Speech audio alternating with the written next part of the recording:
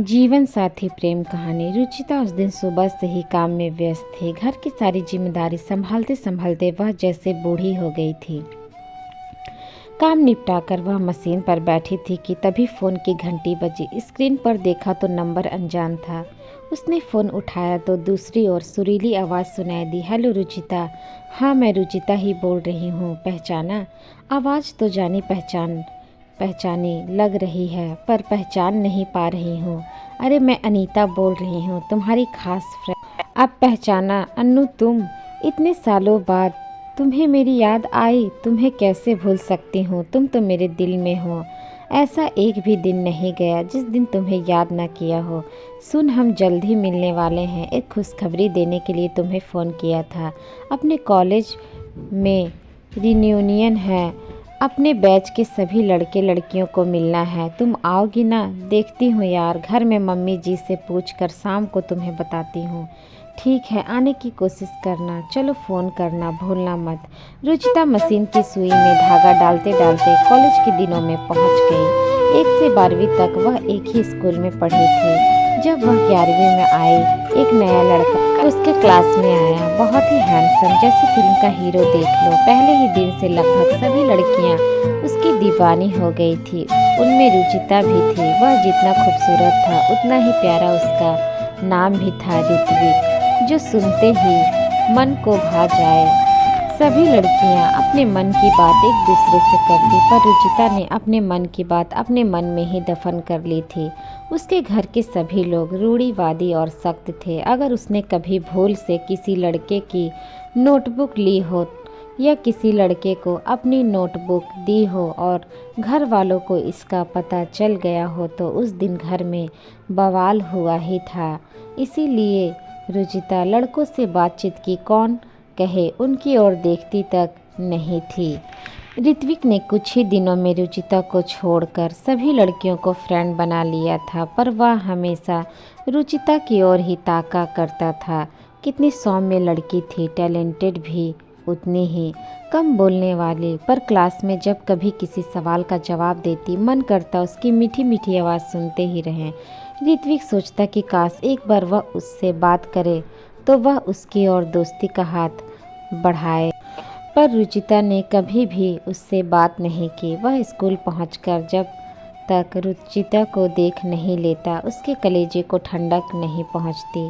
रुचिता के मन की भी यही हालत थी, पर वह किसी से अपने मन की बात कह नहीं सकती थी। स्कूल का एनुअल फंक्शन था। कार्यक्रम की एंकरिंग लड़कियों की ओर से रुचिता को तो लड़कों की ओर से ऋत्विक कर रहा था। सबसे पहले मेहमानों का स्वागत हुआ। रुचिता की सुरीली आवाज़, साथ ही माइक में बोलने का गजब का कॉन्फिडेंस, उसका एक एक वाक्य शायरी की तरह लगता था जिस पर तालियों की गड़गड़ाहट गूंज उठती थी। बोलते बोलते रुचिता और ऋत्विक की आंखें मिल जाती। बिना कुछ बोले ही ना जाने कितनी बातें हो जाती। अंदर के भाव आँखों में जैसे तैरते दिखाई देते। एनुअल फंक्शन का मेन हार्ड इस साल का बेस्ट स्टूडेंट घोषित करना है।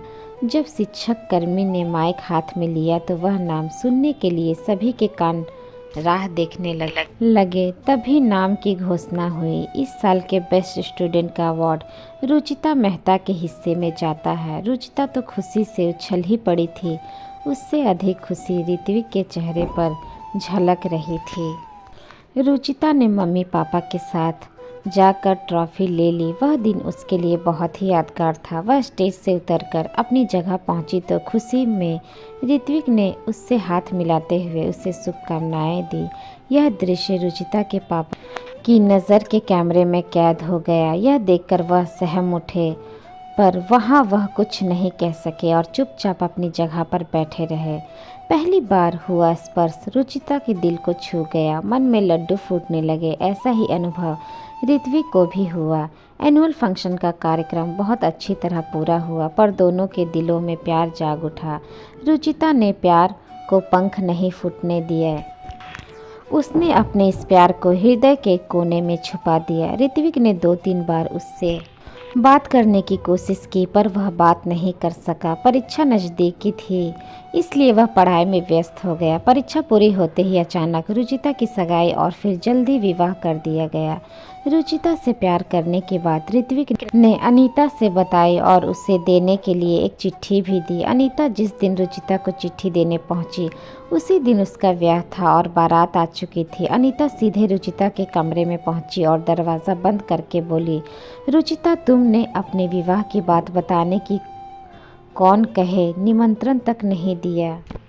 आंखों में आंसू लाकर रुचिता बोली, क्या करूं यार, मेरे पापा के स्वभाव के बारे में तुम्हें पता ही है। मुझे घर से बाहर नहीं निकलने दिया गया। मुझे भी पता नहीं कि मेरा विवाह इतनी जल्दी क्यों किया जा रहा। इतना कहकर रुचिता अनीता के गले लगकर रोने लगी। रुचिता, मैं तुम्हारी खास सहेली हूँ। अपने दिल पर हाथ रखकर सच सच बताना कि तुम ऋत्विक से प्यार करती हो।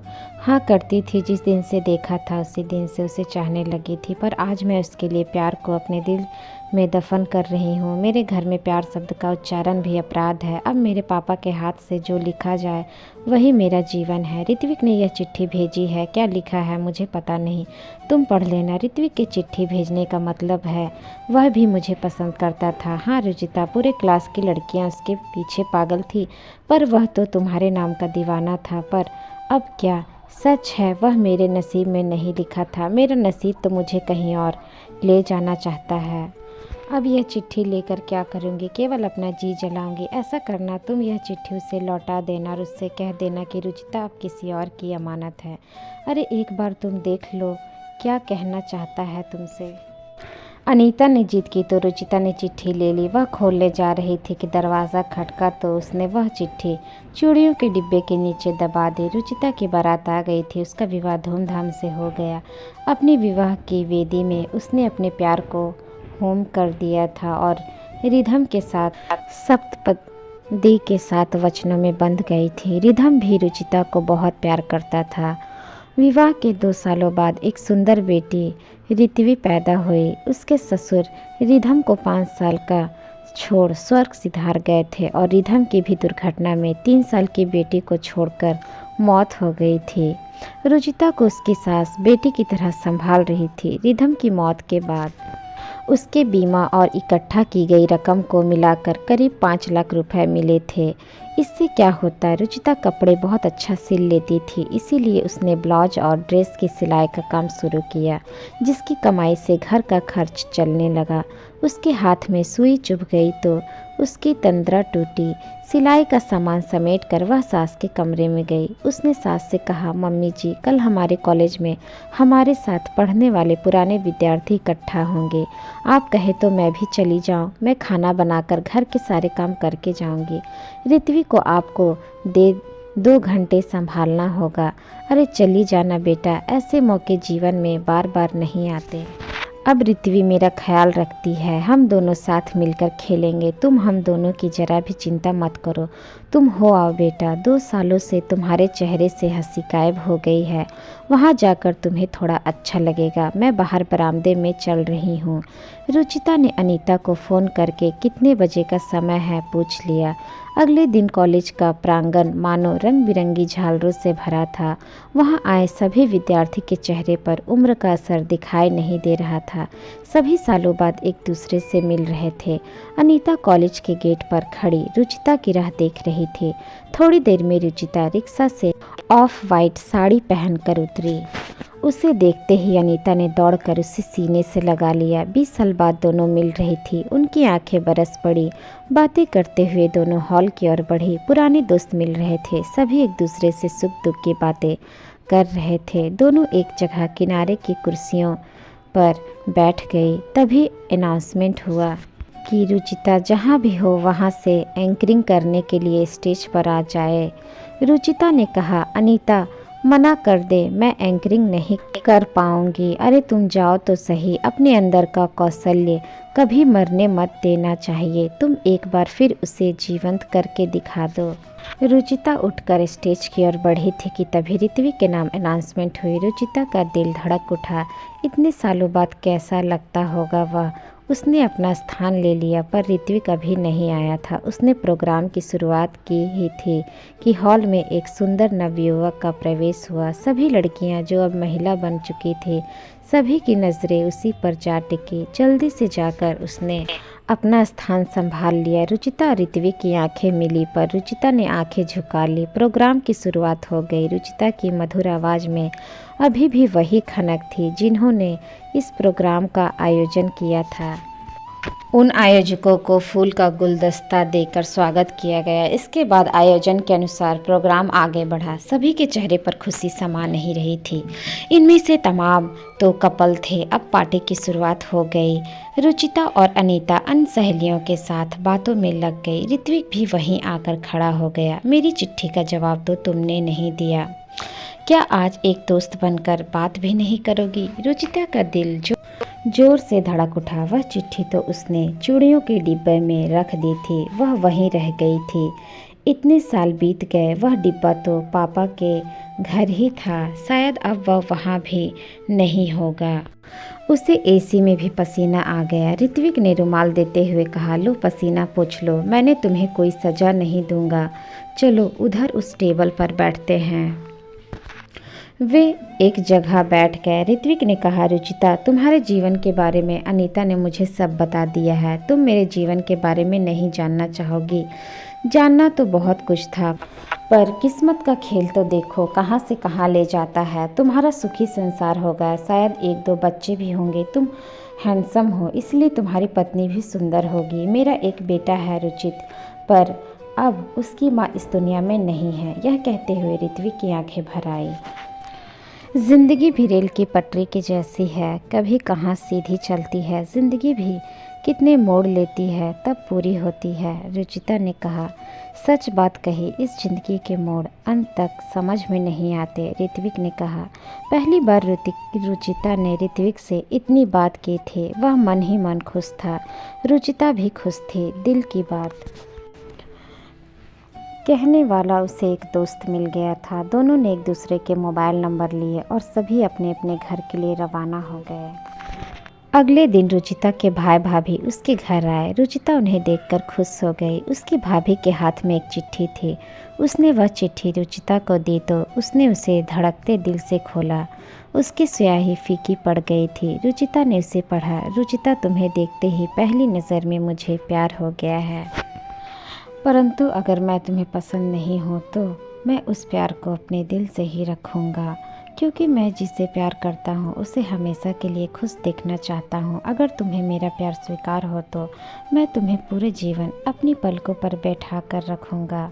तुम एक बार मुझसे मिलने ज़रूर आना, नहीं तो तुम्हारा प्यार मेरे दिल में कैद रहेगा। रुचिता की आंखों में आंसू थे। उसकी भाभी ने कहा, इस चिट्ठी की स्याही जरूर फीकी पड़ गई है, पर ऋत्विक के दिल में अभी यह प्यार धड़क रहा है। देखो ना, इसीलिए तुम दोनों ने अपने बच्चों के नाम एक दूसरे के नाम पर रखे हैं। देखो रुचिता, कुदरत ने तुम दोनों को एक जैसा दुख दिया है, तो तुम दोनों एक दूसरे का सहारा बनकर जी सकते हो। ऋत्विक और रुचिता को माता पिता का प्यार मिलेगा। अभी तुम्हारी उम्र 35 साल है। अभी तुम्हें जीवन साथी की ज़रूरत है। अगर जीवन साथी के रूप में पुराना प्रेमी मिल रहा हो तो इसमें गलत क्या है? रिधम के भी तो अंतिम शब्द यही थे कि जो मेरी ऋत्विक को प्यार करे, इस तरह का जीवन साथी खोज लेना। अपने लिए नहीं तो ऋत्विक के लिए ही विवाह कर लो। रिधम की याद तो तुम्हारे साथ हमेशा ही रहेगी। रुचिता की सास ने कहा, बेटा, मेरी भी यही इच्छा है। मेरी ज़िंदगी का कोई भरोसा नहीं है बेटा। मैं तो पतझड़ के पत्ते की तरह हूँ। तुम ऋत्विक को अपने जीवन में जगह दे दो। थोड़ा सोचकर रुचिता बोली, ऋत्विक को यह बात स्वीकार है, पर मेरी एक शर्त है। उसे मेरे साथ मेरी मम्मी को भी स्वीकार करना पड़ेगा। इस समय तो मैं ही उनकी बेटी और बेटा हूँ। उनकी देखभाल की जिम्मेदारी मेरी ही है। अगर उन्हें स्वीकार हो तो मैं तैयार हूँ। अगले दिन सवेरे ही ऋत्विक और अनीता सगाई की चुनरी लेकर आ गए। साथ में रुचित को भी ले आए थे। ऋत्विक रुचिता की सास के पैर छूते हुए बोला, आज से आप मेरी माँ हैं। मैं आपको कभी दुखी होने नहीं दूंगी। रुचिता की सास की आंखें छलक आई। ऋत्विक में उन्हें रिधम का चेहरा दिखाई दिया। उन्होंने ऋत्विक के सिर पर हाथ फेरा तो उसने उनकी गोद में सिर रख दिया। बहुत दिनों बाद माँ का प्यार मिला था। ऋत्विक और रुचिता पुराने प्रेमी से एक दूसरे के जीवन साथी बन गए थे। तो दोस्तों आज की ये स्टोरी आप लोगों को कैसी लगी हमें कमेंट बॉक्स में कमेंट करके ज़रूर बताइएगा। स्टोरी अच्छी लगी हो तो चैनल को लाइक शेयर एंड सब्सक्राइब जरूर कर लीजिएगा। मिलते हैं नेक्स्ट स्टोरी के साथ, तब तक के लिए धन्यवाद।